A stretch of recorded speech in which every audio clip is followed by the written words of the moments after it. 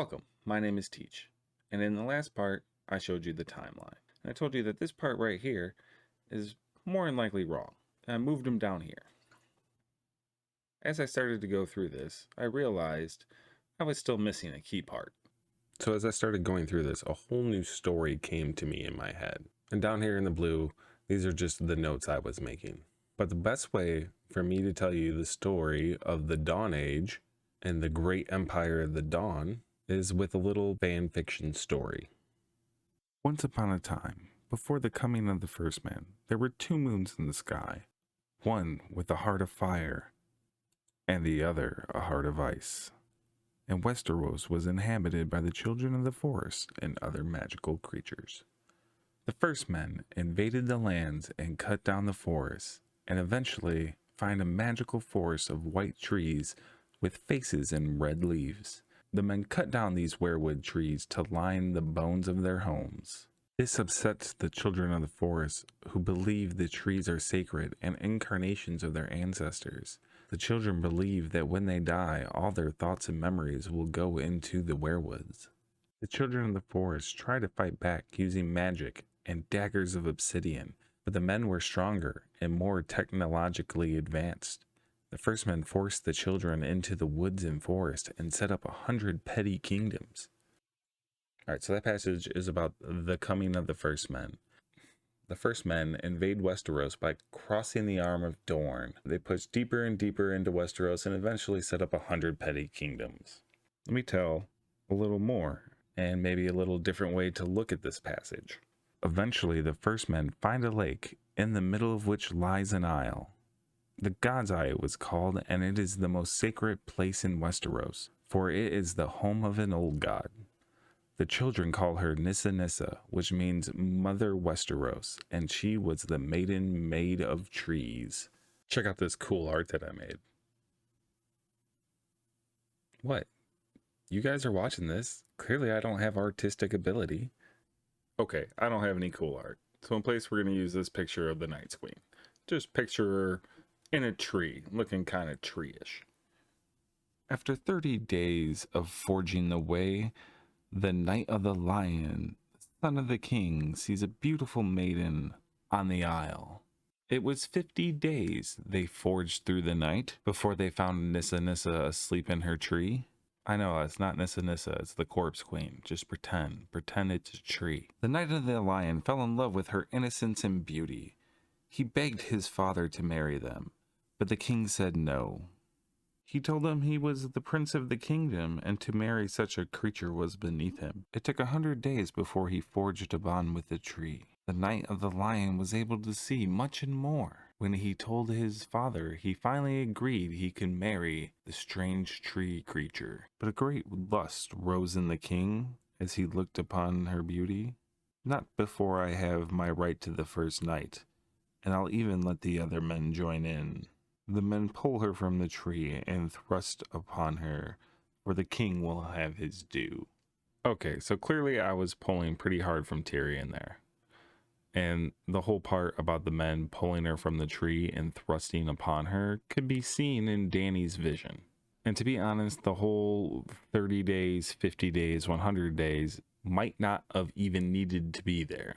I just thought it was a cool little thing to have the birth of the last hero. The first men gradually pushed deeper and deeper into Mother Westeros, while she only wanted them to stop. As she screamed out in anguish, the moon with the fiery heart came to her aid, but the power of the old gods is great, and the force of her voice broke him apart.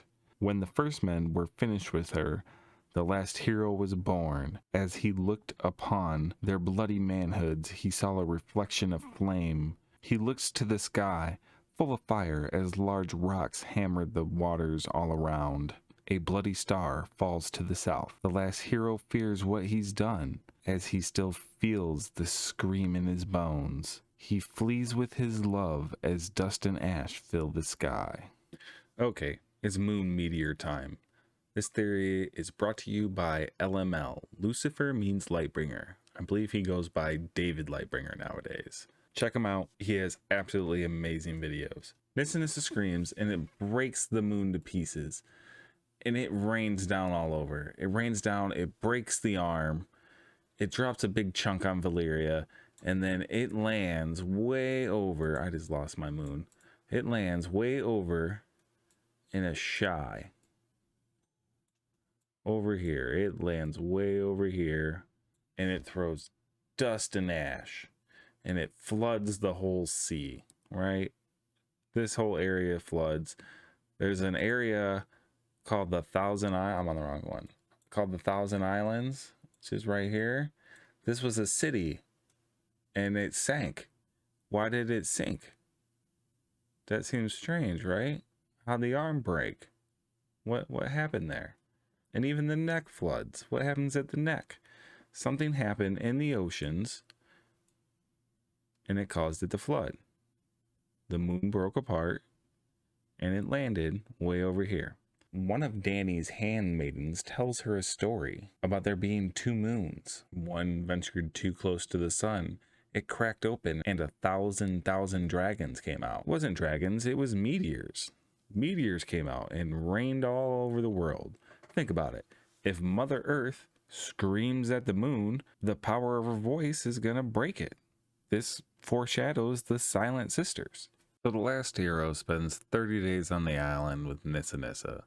It takes him 50 days to get to the neck where his father, the Lion King, is hunting him down. But the last hero sets a trap, catches his father and his men, and he kills his father. Nissa is so grateful that he saved her that she takes him into her bed. Another 100 days goes by, and they get to a godswood with a black pool, and Azor Ahai is born. So I've been working on this video for hours now, and I'm a few beers in, so forgive the slurring. But basically, I'm gonna hurry up the story from here. So this little shit's gonna hang out in the pool without Ned and Catelyn here, okay? It's before their time. But he's gonna hang out in this pool for 30 days, and he's gonna learn to talk to the trees.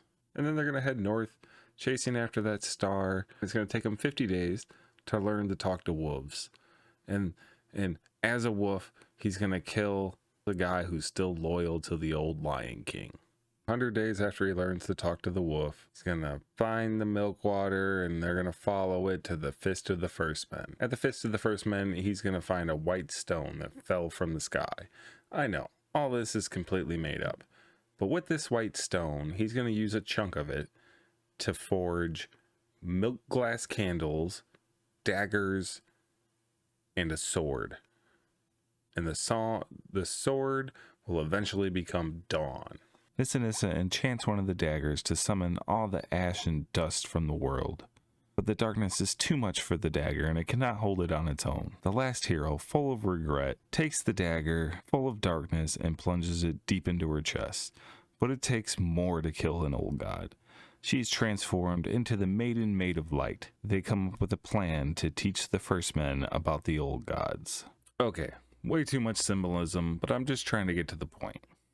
From here, it gets really interesting, because we're going to track him through Westeros and Essos. Azor Ahai travels around Westeros, taking a daughter from each of the 100 petty kingdoms. He also has relations with other old gods. His most notable name during this time is Garth Greenhands. In Old Town, he finds men fresh off a ship battling with the Deep Ones of old. He joins with these travelers to push the Deep Ones away. These men are from Ashai and tell him a story of a black stone that fell from the sky and covered their city in a black oily stone. Together they investigate the black stone. Greenhands shows these men his magic when he is able to transfigure the black stone, creating hallways and chambers. After explaining his birth, they convince him to head to Ashai to marry all the other old gods of the world and create a god of all. Greenhand agrees and leads the First Men across the arm of Dorne and leaves Westeros with his 100 queens. Okay, I added the part about the people from Old Town just because of this passage from the history books. How old is Old Town truly?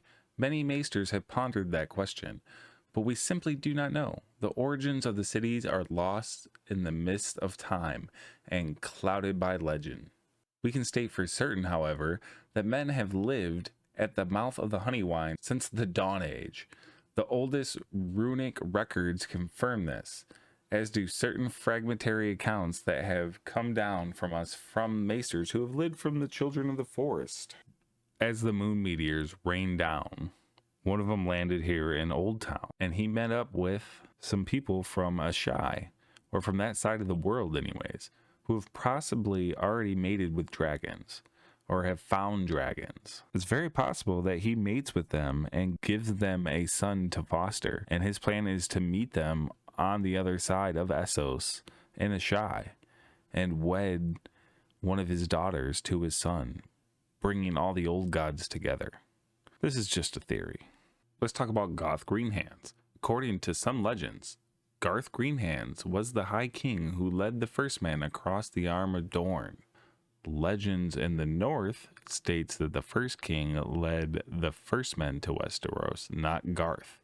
Garth actually led them out of Westeros. We pick him back up in Old Gis, and he was Grazdan the Great. Green Hands turned into Grazdan. He raised the great walls around the city.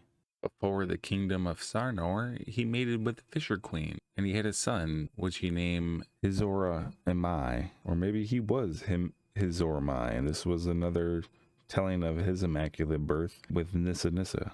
In the port of Ibn, he raised the God King's castle. Eventually, he crossed the bones and was carried by his 100 wives on a palanquin carved from a single great pearl. He created the great empire of the dawn. He takes the name the God on earth, and he was the only begotten son of the Lion of Night, or the Long Night, and the Maiden Maid of Light. He had 100 queens, which he got from Westeros. He ruled for thousands of years. I don't think the 10's right. It was only 2,000, but we're going to say thousands of years until he ascended to the stars to join his forebearers. To me, that sounds like he went back to Westeros.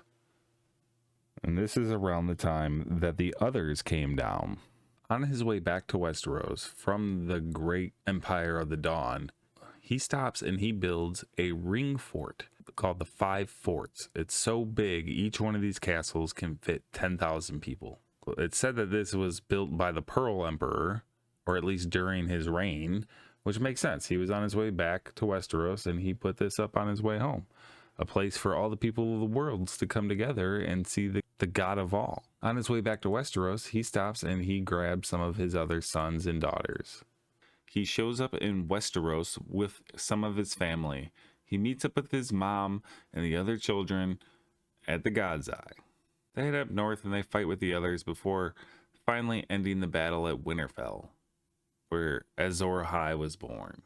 Turns out the others were looking through the weirwood and they just wanted to be a part of this great new world as well. So a pact of blood is signed at the God's Eye, and all the trees are carved with faces. So were these trees there to begin with? How many trees are there? Is this like an Orson Scott Card thing, mimicking Speaker of the Dead? The real question is, what was the pact?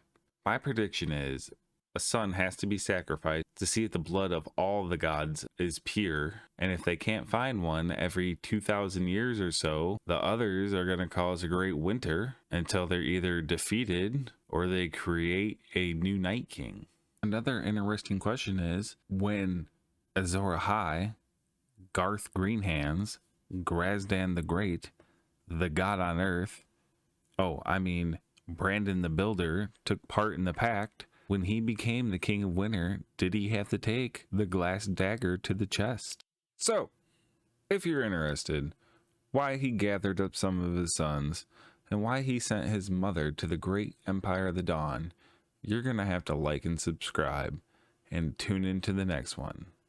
It'll be all about the Age of Heroes. If you're enjoying these videos and you want to help build this theory, or you're an artist and you would like to have your work featured, please join the Discord.